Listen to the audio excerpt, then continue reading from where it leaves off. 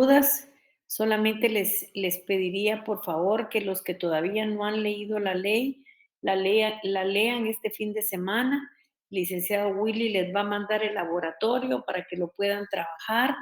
Les pido que por favor trate cada quien desde su óptica personal de contestar las preguntas, que no vayan a estar copiando de otras personas porque esto tiene una calificación y van a ser 10 puntos para la parte práctica del segundo examen parcial. Entonces yo sí les pediría, por favor, que cada quien trate de hacer el laboratorio contestando a su manera. Si ya no hay ninguna duda, ninguna pregunta, entonces vamos a comenzar a lo que ya es el tema del día de hoy. Hoy vamos a continuar con el punto número 2, que es el que venimos. Permítanme, ¿esto qué?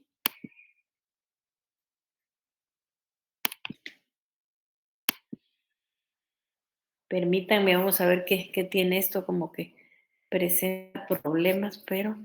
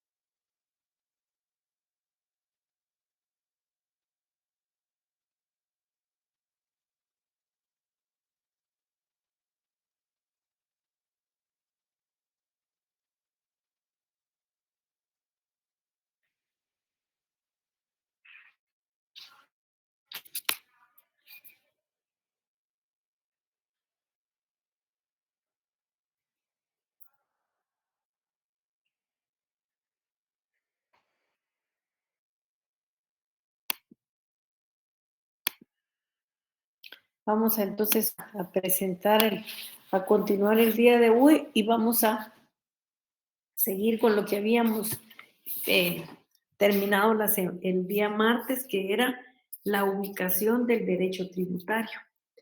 Para poder ver la ubicación del derecho tributario, lo primero que es importante es el poder examinar, sí como no.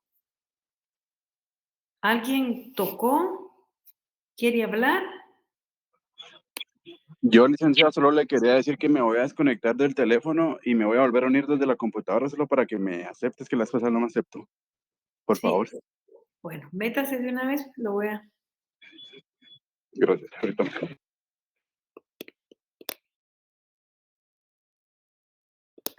Vamos a esperar un momentito, solo voy a ingresar al compañero.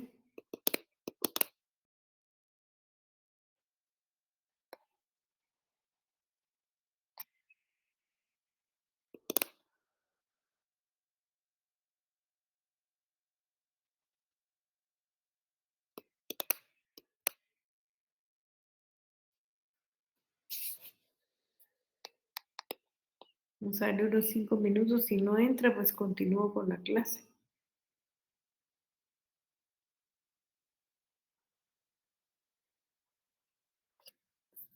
Bueno, vamos a esperar entonces. Bueno, entonces yo les decía que de lo primero que tenemos que hablar nosotros es de cuáles son los dos sujetos que conforman la relación jurídica tributaria. En primer lugar, tenemos que decir quién es el sujeto activo y resulta que el sujeto activo es el Estado y el sujeto pasivo es el contribuyente. Entonces, estando el Estado entre uno de los sujetos de la relación jurídica tributaria, lógicamente la ubicación del derecho tributario es dentro del derecho público. El derecho público comprende el derecho financiero y el derecho financiero comprende a su vez el derecho tributario o el derecho fiscal. Lógicamente, aquí tendríamos que pensar nosotros en qué es derecho fiscal o derecho tributario. Es, así lo han conceptualizado algunos autores, como la disciplina jurídica independiente, que como atinadamente refiere Giuliani von Rush, está vinculada con la aplicación y la recaudación de los recursos.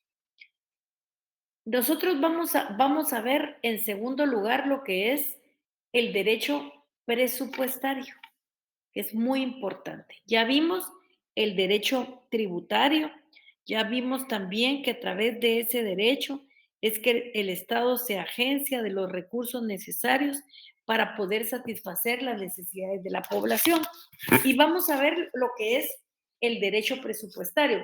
Cuando ustedes oyen derecho presupuestario, yo sé que están pensando en la rama del derecho financiero, que está integrada por el conjunto de normas y principios que determinan el régimen jurídico temporal de la gestión, el empleo y la contabilidad de los caudales que, derivados de la aplicación de los recursos, alimentan el tesoro público. ¿Qué comprende el derecho presupuestario? Siempre tienen que pensar ustedes en la figura del presupuesto público, tienen que pensar que el presupuesto público tiene dos grandes partidas, esas dos grandes partidas son los ingresos y los gastos. Entonces, sabiendo esto, el derecho presupuestario lo que comprende es la gestión, el empleo, la contabilidad de los ingresos públicos, el régimen jurídico de los gastos públicos, el régimen jurídico del tesoro público, que es lo que conforma la institución presupuestaria. ¿Y cuál es la institución presupuestaria? El crédito público. Tenemos que saber y quedar ahí analizando que el derecho presupuestario se ocupa de dos grandes partidas. Se ocupa de los ingresos y se ocupa de los gastos. Se ocupa de esos gastos públicos únicamente en lo referente a los procedimientos formales que lo gobiernan o que lo administran. ¿Y cuáles son esos procedimientos formales? Esos procedimientos formales son la asignación, el desembolso y el control y empleo, la asignación, el desembolso y el control del empleo de los recursos. Todos los procesos anteriores giran en torno a una institución importante, que en el derecho financiero es el presupuesto del Estado. Y esa importancia del presupuesto del Estado tiene dos características especiales que nosotros debemos de subrayar. En primer lugar, el presupuesto del Estado, de conformidad con la ley, es aprobado por el Congreso de la República, lo que lo convierte en una ley vigente. Y por otra parte, es muy importante el contenido del presupuesto público. Y el contenido del presupuesto público son esas dos grandes partidas. ¿Y cuáles son esas grandes partidas? Los ingresos y los gastos. El saber qué ingresos tiene el Estado le va a permitir de una manera técnica planificar cuáles van a ser los gastos. El presupuesto del Estado es la pieza básica que establece la asignación de los recursos públicos a las diversas necesidades colectivas, de acuerdo con preferencias políticas de última instancia de la representación popular al correspondiente nivel. Yo les decía a ustedes que es muy importante, y ahora lo podemos ver claramente, que cada uno de los partidos políticos que están, digamos, que están proponiendo candidatos para presidente y vicepresidente,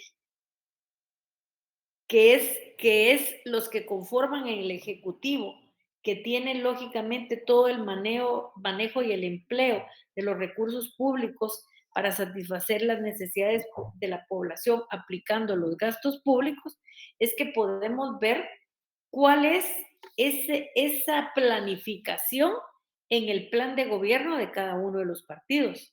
Por eso es que se habla de preferencias políticas, porque cada partido político participante va a diseñar el tipo de nación que quiere de acuerdo precisamente a una preferencia política que tiene una representación popular al nivel del Ejecutivo.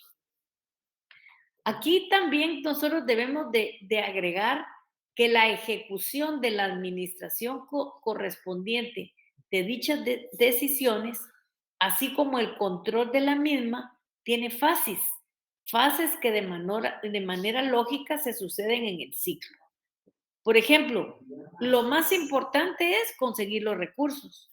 A través de los recursos se puede planificar cuáles son los egresos que se van a tener y se va a saber cuáles son las satisfacciones de las necesidades que el Estado está cumpliendo. De forma sencilla, nosotros podemos identificar esa ordenación jurídica del gasto público y podemos saber cuál es el aspecto que nos interesa. Con el concepto de derecho presupuestario, comprendiendo bajo el mismo nivel, cuando nosotros hablamos de derecho presupuestario, al conjunto de los principios, normas que rige la institución a lo largo de todo el ciclo a que nosotros hemos hecho referencia. Eso es precisamente el derecho patrimonial, el derecho presupuestario del Estado, que está como respaldado o acuñado a través de lo que se denomina la Ley Orgánica del Presupuesto. La Ley Orgánica del Presupuesto que ha sido creada porque así lo determina la Constitución Política de la República de Guatemala. Y luego vamos a hablar de la otra parte del derecho financiero, que es el derecho patrimonial del Estado. Y para eso nosotros tenemos a Giuliani von Rusch, Carlos María, y él dice de una manera muy general que es la riqueza estática en cuyo derredor se desarrolla el flujo de la riqueza en movimiento. Más adelante, con otra definición, les voy a indicar a qué es lo que él se está refiriendo. Voy a ver si ahorita el compañero ya está ahí para entrar. Hola, Willy. Si me hacen favor, no sé si ya entró el compañero Diego. Entró Diego. Creo que entró automáticamente sin necesidad de autorización, licenciada. Así entró, va. Muchísimas gracias. Muy amable, Anthony. Muy amable. Va.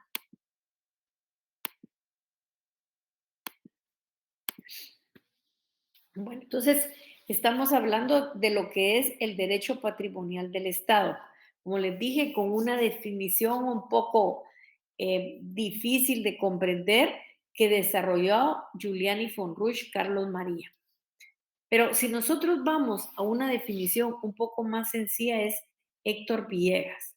Y Héctor Villegas dice que es el conjunto de normas jurídicas que regulan los ingresos que el Estado obtiene tanto de los bienes del dominio público como los bienes de dominio privado. Y hay otra definición que nos enseña mucho más y que nos permite comprender de una manera más sencilla el derecho presupuestario y es precisamente la definición del guatemalteco Jorge Mario Castillo Parada. Yo les indiqué a ustedes que el licenciado Jorge Mario García Parada es un docente de la facultad, derecho titular de Derecho Administrativo, que trabajó muchísimos años en el Ministerio de Finanzas Públicas. Para él, dice que el derecho patrimonial del Estado es el conjunto de normas y esas normas pueden ser jurídicas y administrativas, por medio de las cuales los bienes del Estado cumplen la función para la cual han sido destinados. Y aquí nosotros tenemos que traer a esta definición aquella clasificación de bienes del Estado, de bienes común que nosotros conocemos, y es bienes muebles y bienes inmuebles, siendo estos bienes los obtenidos a través de los recursos obtenidos por medio de los impuestos, de las tasas, de las contribuciones especiales, como aquellos bienes propiedad del Estado que no constituyen dinero en efectivo. Entonces, aquí nosotros miramos dos tipos de recursos. Los recursos tributarios, que son los que el Estado obtiene por medio de los impuestos, de las tasas y las contribuciones especiales, y aquellos bienes que son propiedad del Estado, que no son dinero en efectivo. Y si no son dinero en efectivo, definitivamente pueden ser bienes inmuebles, como bienes muebles. Puede ser una vivienda, puede ser un vehículo. Este derecho patrimonial del Estado está integrado por un conjunto de relaciones de contenido eminentemente económico, que tanto puede ser de naturaleza jurídica real como de naturaleza jurídica obligacional. Entonces, podemos decir nosotros aquí que el derecho patrimonial del Estado es el derecho de bienes del Estado y de los restantes entes públicos. Entendamos los restantes entes públicos como el Instituto Guatemalteco de Seguridad Social, como la Universidad de San Carlos de Guatemala, como las municipalidades, etcétera. Y entramos al otro derecho, que es el derecho monetario. Cuando nosotros hablamos de moneda, tenemos que hablar dos cosas simultáneamente. Tenemos que hablar de moneda o de billete. Hablamos de acuñar moneda y emitir billetes. El derecho monetario se encuentra constituido por un conjunto de normas relacionadas con la moneda. Y la moneda puede ser moneda, valga la redundancia, y billetes. Entonces, también hay otra definición que es la facultad que tiene el Estado de acuñar moneda o emitir billetes, como una función privativa del gobierno, porque solamente el gobierno, a través del Banco de Guatemala, puede emitir moneda. Y de ahí, y con la autorización de la Junta Monetaria, no se puede contratar a una empresa privada para hacer moneda. Pues en otros tiempos también era de los particulares o de los concesionarios. Para Norberto Godoy, que nos da una definición bien amplia, dice que el derecho monetario es la materia que forma parte del derecho financiero. Esto no tiene ninguna duda, porque nosotros ya vimos que el derecho financiero se divide en derecho tributario, en derecho presupuestario, en derecho patrimonial del Estado y en derecho monetario. Entonces, esto ya lo sabemos, ya lo conocemos, y el derecho monetario es una serie de normas jurídicas que se refieren a la moneda y que encuentran su ubicación a nivel constitucional y legal. Pues lógicamente la Constitución de la República habla en un capítulo todo lo referente a la moneda. A través de ella se otorga la facultad a los estados necesarios para emitir moneda. La moneda es la que constituye un elemento necesario como instrumento de cambio, tanto en el mercado interno como en el mercado internacional, para fijar el valor de la misma como tal. Lógicamente, si es en el mercado interno, nosotros estamos hablando de nuestra moneda, que es el quetzal, pero cuando ya salimos de nuestras fronteras, estamos hablando de otra moneda de otros países que nosotros la conocemos con el nombre de divisas. Y lógicamente nosotros tenemos dos divisas como marco de referencia: los dólares y los euros. En nuestro país, su principio constitucional de la moneda se encuentra regulado en el artículo 232 de la Constitución Política de la República de Guatemala, y que establece el 132 de la Constitución Política de la República de Guatemala. Lo que establece es la potestad exclusiva del Estado de emitir y regular la moneda, así como tener una política monetaria de la nación y establece la conformación de la Junta Monetaria, estableciendo la emisión de la ley orgánica del Banco, la ley monetaria y la ley del Banco de Guatemala. Y aquí nosotros vamos, cuando revisemos la ley del Banco de Guatemala, vamos a ver lógicamente que el Banco de Guatemala tiene 3 funciones y es desarrollar la política cambiaria, monetaria y crediticia. Entonces, lógicamente, es lo que se mira a través del derecho tributario. Entonces, por favor, subrayenme por ahí, no se les vaya a olvidar que tienen que leer el artículo 132 de la Constitución de la República. Con esto, nosotros terminamos el punto número 2, que se refiere al derecho financiero. Y para poder estructurar este tema, yo utilicé algunas fuentes de consulta por si ustedes quieren consultarla. En primer lugar, utilicé para los conceptos el derecho, el diccionario usual de derecho usual, que es de Cabanela Guillermo, que es un libro que tiene varios tomos, que se editó en los talleres de industria gráfica del libro Buenos Aires, Argentina, en 1976. También utilicé otro clásico del derecho tributario, que es Finanzas Públicas Mexicanas, Ernesto Flores Zavala, editorial Porrúa, 32ª edición, que fue actualizado en México en el año de 1998. También Carlos María Giuliani von Rusch, que es una obra actualizada de Derecho Financiero, volumen 1, 4ª edición, edición de Salma, Buenos Aires.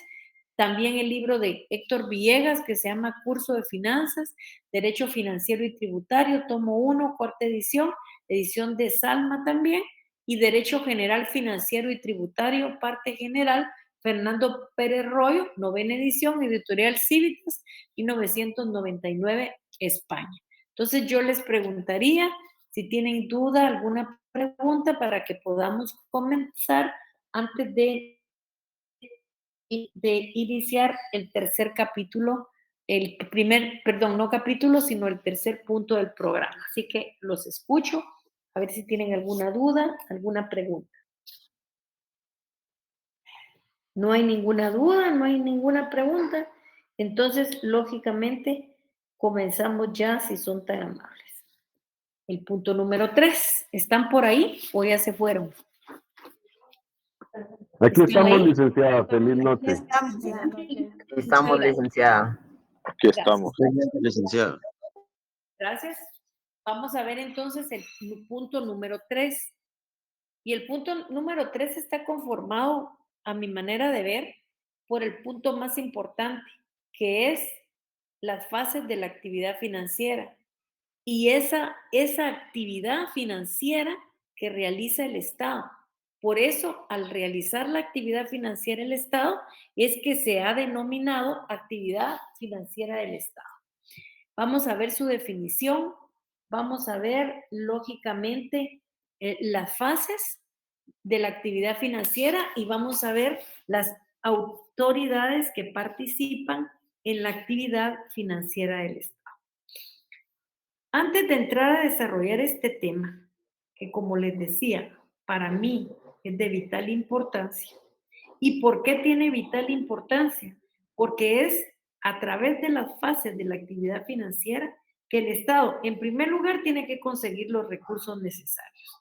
Cuando ya tiene los recursos necesarios provenientes a través del derecho tributario, a través del derecho patrimonial del Estado, a través de las donaciones, a través de un regalo que le pueden hacer, lógicamente puede satisfacer las necesidades de la población y generar los servicios públicos. Y esto tiene una repercusión muy importante para el Estado. Entonces debemos de tener bien claro que el Estado realiza diversas actividades para la realización de sus fines.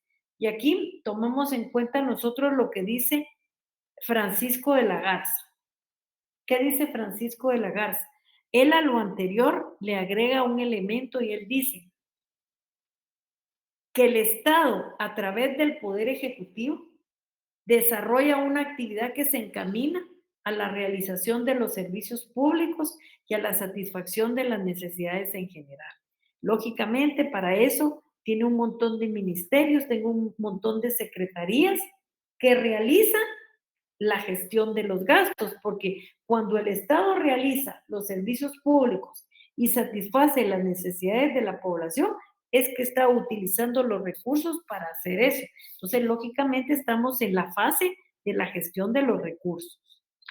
Con todo esto, la consecuencia que tiene el Estado es que para lograr la satisfacción de las necesidades de la población, utiliza medios personales, materiales y jurídicos para poder lograr el cumplimiento de sus fines.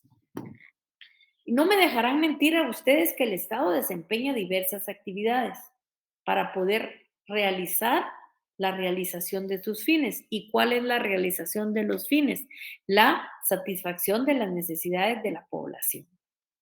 Pero a través del organismo ejecutivo desarrolla la actividad que se encamina a la realización de los servicios públicos y a la satisfacción de las necesidades en general. Aquí es importante tener lo que dice el maestro mexicano Francisco de la Garza, que en los estados modernos a la gestión de intereses económicos se le conoce con el nombre de actividad financiera del Estado. Y yo les dije a ustedes que la primera etapa de la actividad financiera del Estado es eminentemente económica. Y aquí es donde el Estado desarrolla su interés económico. ¿Y cuál es ese interés económico? Conseguir los recursos necesarios que le permitan satisfacer las necesidades de la población. Y a esa gestión de esos intereses económicos se le conoce actividad financiera del Estado. Y aquí también tenemos otra definición que es de Giannini. Y dice, para él, la actividad financiera del Estado constituye el administrar el patrimonio para determinar y recaudar los tributos, para conservar, destinar o invertir las sumas ingresadas. Y yo les dije a ustedes que no solo del pago de los impuestos el Estado obtiene dinero. En su mayoría sí, en un gran porcentaje también, pero también puede poner a trabajar su derecho patrimonial, explotar sus bienes y conseguir los recursos necesarios que necesita para satisfacer las necesidades de la población. También puede tener donaciones, también puede tener que contratar el crédito público que le va a originar lo que es la deuda pública. De acuerdo a Giuliani von Rusch, la actividad financiera del Estado comprende muchos aspectos. ¿Cuál es? Lo primero, tiene que seleccionar sus objetivos.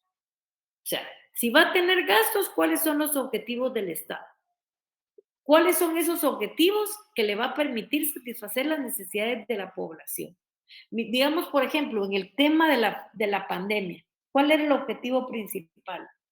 Primero, hacer a funcionar los hospitales. Después, dotar a los hospitales de las vacunas, también de todas las medicinas que le permitían curar a las personas que se habían contagiado con el virus. Luego, para poder lograr esos objetivos, tiene que saber cuáles van a ser los gastos. Por eso es que él tiene que hacer una selección de las erogaciones y tiene que obtener los medios para atender tanto esos gastos pecuniarios como otros en especie. Y tiene que gestionar y manejar los gastos del Estado.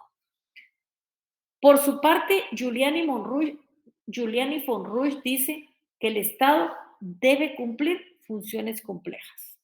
Y eso nosotros ya lo vimos. Sus funciones no son fáciles, sus funciones son complejas. Si miramos la gran cantidad de contribuyentes que tiene y que muchos no están conformes con las medidas que los gobiernos toman, pero nosotros los elegimos, malo o bueno los elegimos. Entonces, si nosotros los elegimos, vimos cuáles eran vimos cuál era el plan de trabajo, nos gustó y votamos, Esta es la consecuencia. Entonces también tiene que cumplir, de acuerdo a Giuliani Monrouge, en lo referente a la selección de los objetivos, de las erogaciones a la obtención de los medios para atender las pecuniarias y en especie, y a la gestión y manejo, y ese conjunto se le denomina actividad financiera del Estado. Aquí vamos a entrar ya a lo que es propiamente la definición. Y si nosotros revisamos un autor y leemos lo que ese autor dice, cada autor tiene una definición determinada. Entonces, ¿qué tenemos que tener bien claro, como dice esta lámina? Y eso ha sido expresado por muchos autores que son estudiosos de esta materia, que el Estado realiza diversas actividades para realizar la realización de sus finalidades o fines esenciales. Y es por medio del Poder Ejecutivo que realiza la actividad de servicios públicos y satisfacción de las necesidades sociales. Y para poder realizar la actividad de los servicios públicos y la satisfacción de las necesidades sociales, utiliza para ello medios personales que pueden ser materiales o jurídicos para lograr el cumplimiento de sus fines. Y aquí nosotros tomamos lo que señala Benvenuto Grisciotti. Y Benvenuto Grisciotti dice que la actividad financiera es la acción que el Estado desarrolla a efecto de procurar los medios necesarios que requieren los gastos públicos para atender las necesidades colectivas y en general la satisfacción de sus fines. Por eso precisamente la actividad se llama actividad financiera del Estado, porque es la acción que realiza el Estado. ¿Para qué el Estado realiza esa acción? Para procurar los medios necesarios que requiere para poder pagar los gastos públicos, atendiendo de esta manera las necesidades colectivas y en general para la satisfacción de sus fines. O sea que el Estado tiene una motivación, tiene un fin. ¿Cuál es esa motivación? ¿Cuál es ese fin? La satisfacción de las necesidades que el propio Estado estima deben de ser llenadas por los gastos públicos. Y para eso, lógicamente, ¿qué toma en cuenta el Ejecutivo? Lo que toma en cuenta es ese plan de gobierno que plasmó, en donde plantea lo que quiere hacer del país, si lo importante es tener escuelas, si lo importante es tener hospitales, si más importante es desarrollar fuentes de trabajo. Ahí va a ir diseñando ciertas políticas contenidas en el plan de trabajo. Aquí nosotros debemos aclarar que al decir Estado, no solo estamos pensando en el ente central, debemos tomar en su sentido amplio, abarcando igualmente el ente central como aquellos en quienes ha delegado funciones. Y aquí pueden ser las instituciones descentralizadas, autónomas o concentradas. A esto nosotros tenemos que agregarle lo que dice Joaquín Ortega. Joaquín Ortega dice que la actividad financiera, y vuelve a repetir de otra manera, con otras palabras, lo que los otros autores han dicho, y él dice que es la actividad que desarrolla el Estado con el objeto de procurarse los medios necesarios para los gastos públicos destinados a la satisfacción de las necesidades públicas y en general a la realización de sus propios fines. Aquí también está una definición que para mí es bien chiquita, pero bien completa. Y tal vez, como está redactada didácticamente, es la que nos va a permitir tener una idea clara de lo que es actividad financiera del Estado. Y el profesor uruguayo Valdés Costa lo define como la actividad del Estado relacionada con la obtención, administración de los recursos monetarios necesarios para satisfacer las necesidades públicas. Yo les preguntaría si tienen alguna duda, alguna pregunta para poder aclararlas antes de ir siguiendo con el contenido del programa. Me quedo aquí un ratito por si tienen alguna duda, alguna pregunta.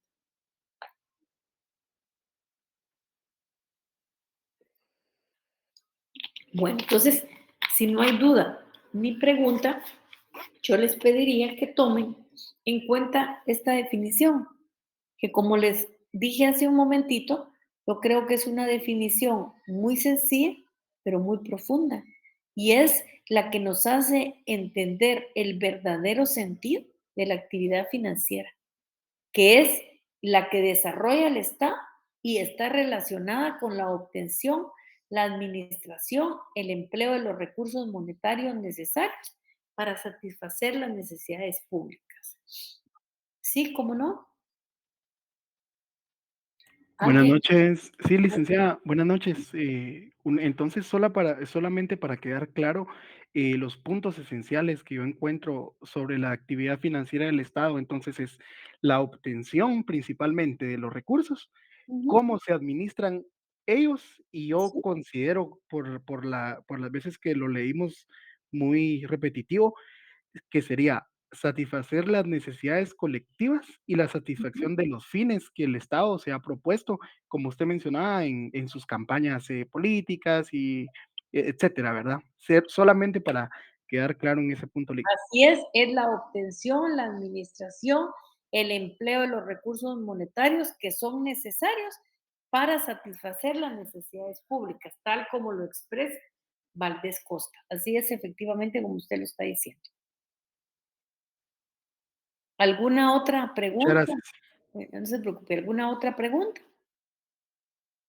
Bueno, entonces el jurista italiano Giannini dice que el Estado cumple con la actividad financiera para administrar el patrimonio, para determinar y recaudar los tributos, para conservar, destinar o invertir las sumas ingresadas, distinguiéndose de todas las demás actividades en que no constituye un fin en sí misma, o sea, que no atiende directamente. Entonces, mire aquí, compañero, usted que preguntaba, fíjese lo que le toca al Estado dentro de la figura de la actividad financiera: administrar su patrimonio, determinar y recaudar los tributos, conservar, destinar o invertir esas sumas ingresadas, distinguiéndose de todas las actividades en que no constituye un fin mismo, o sea, en donde él no participa directamente.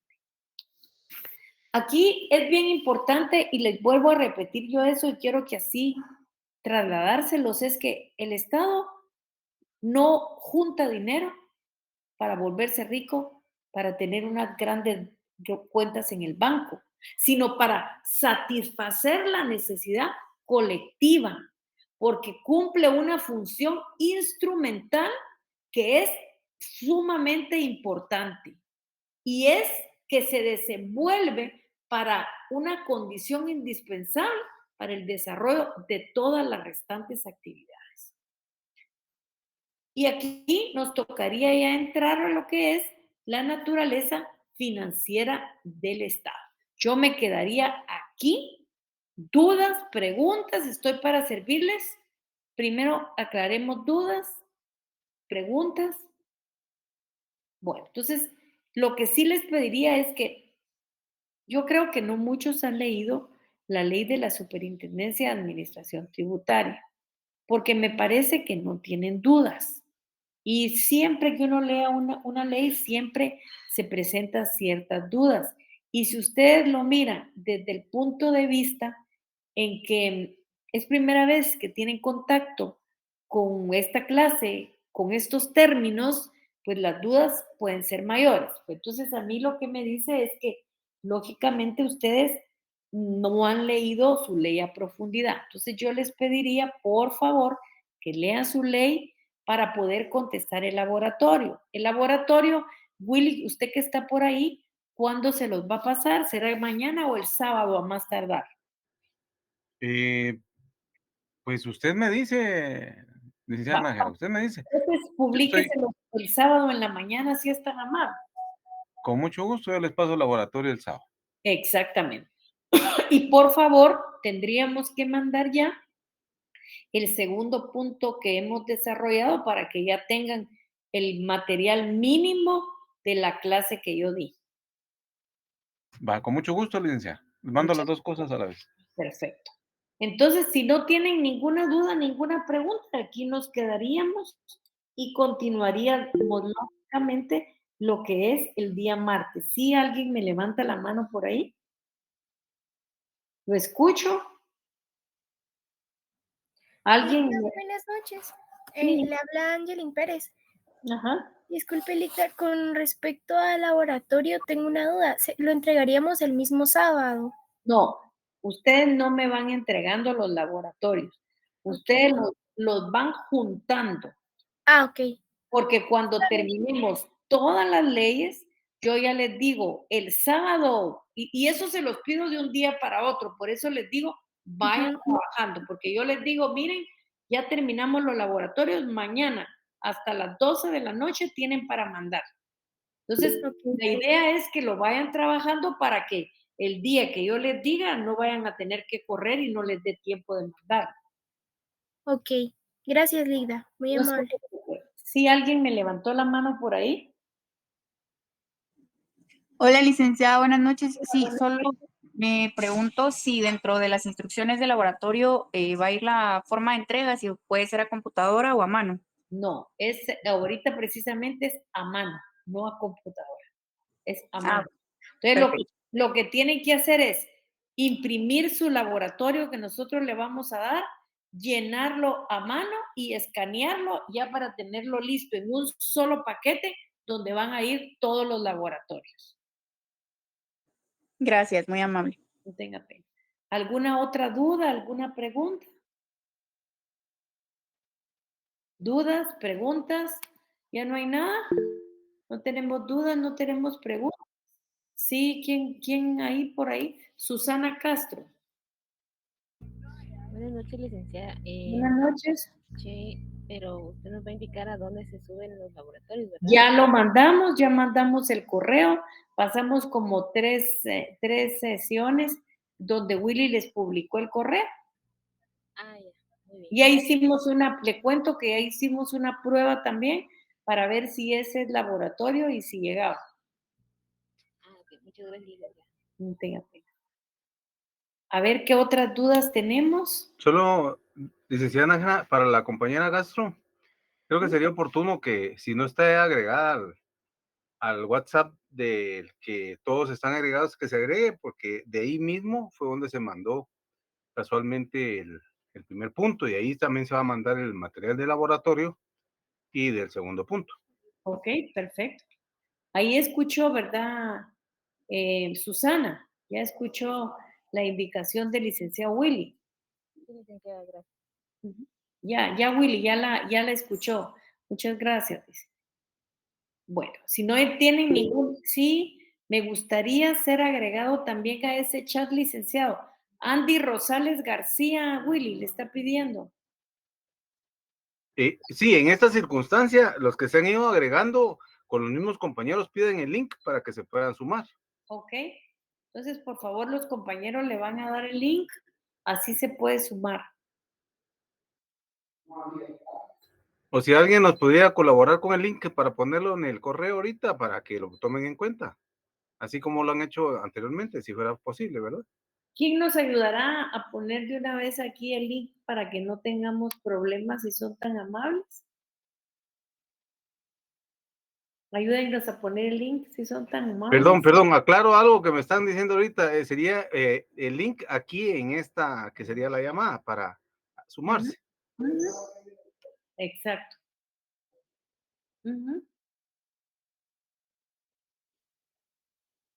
Ahí está, nos hizo Juan José Alessio el favor.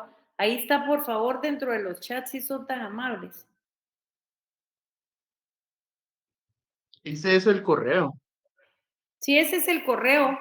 No, perdón, ese es el correo, tendría que ser el link. El link del grupo de WhatsApp. Bueno, ahí se lo dan ahí al compañero para que ahí logre ingresar si son tan amables. Si ya no hay dudas ni preguntas, nos quedamos aquí entonces y pasen feliz noche. Feliz noche. Gracias, licenciada. Feliz Feliz noche, noche. licenciada. Feliz noche, Gracias. licenciada. cuidan. Feliz noche. Feliz noche, Feliz noche, licenciada. Feliz noche, se cuidan, que estén bien. Buen fin de semana. Feliz noche, licenciada. Adiós. Gracias, licenciada. Que tenga buena noche. Feliz noche, adiós. Gracias, Linda. Feliz noche. Gusto saludarla. Gracias igual.